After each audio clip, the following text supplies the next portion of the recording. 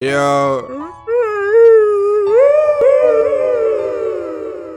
Y'a rien mieux qu'un bon petit sleep, mais... C'est fou comme on peut faire des rêves de zinzin en une seule nuit. Tu peux passer d'une invasion d'extraterrestres bien dangereux à une opération médicale où Scooby-Doo est ton patient. Ou même pire, ça peut être toi en train de raise up ton crush. Quelques instants plus tard, te voilà maintenant en plein date. Tout va tellement bien que tu te mets à dire... Attends, mais c'est bien réel ce qui se passe. Let's go! C'était qu'un rêve! Mais non! Toutefois, il y a des choses qui nous empêchent à prendre du bon sleep, voire même à nous rendre insomniaques. Pour moi perso les gars, quelque chose m'empêche de bien dormir ces derniers temps. Je sais vraiment pas si je devrais... Non! C'est Riot Games!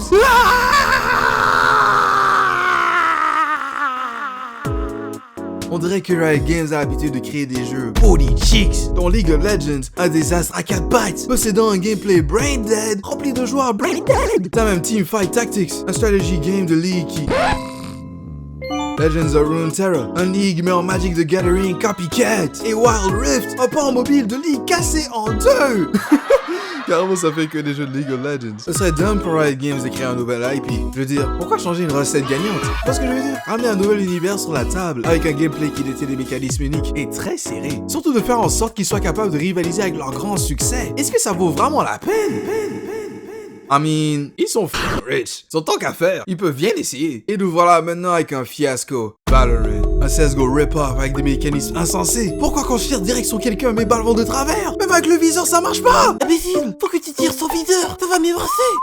Yo, qu'est-ce que tu me dis? Un viseur de base sert à préciser ton shot. Évite de l'utiliser et tu vas juste spray n'importe comment. C'est pas logique, wesh. La headbox est tellement minuscule que ça rend une compétition de chance. Mais c'est préférable de tirer son scope.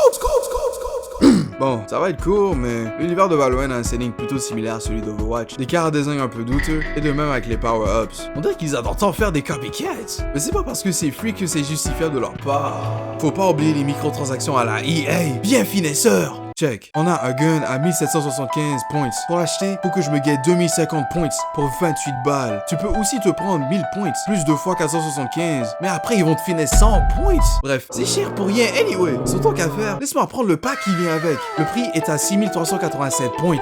Mais le coût réel est de 91 balles. Hey yo! Frère, ça aurait pu être une copie du nouveau Zelda! La communauté. Pour faire court, c'est juste des dégénérés en chaleur. Qu'est-ce qu'on sent à raise leur teammates dans le voice chat? De la pire manière possible. Ever kill you that, I'll call you. You know, just in case you miss your upshot. Ils font même de leur mieux à sortir des voix deep ou kawaii en se croyant comme un personnage principal d'anime.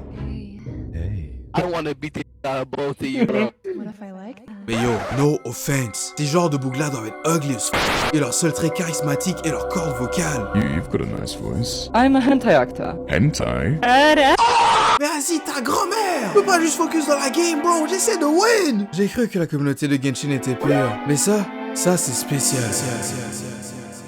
Pour faire en conclusion, il ne faut jamais laisser Riot Games cook, et les joueurs de Valo doivent rencontrer un psy. Hey, sub! Anyways, I'm out this bitch. Reload.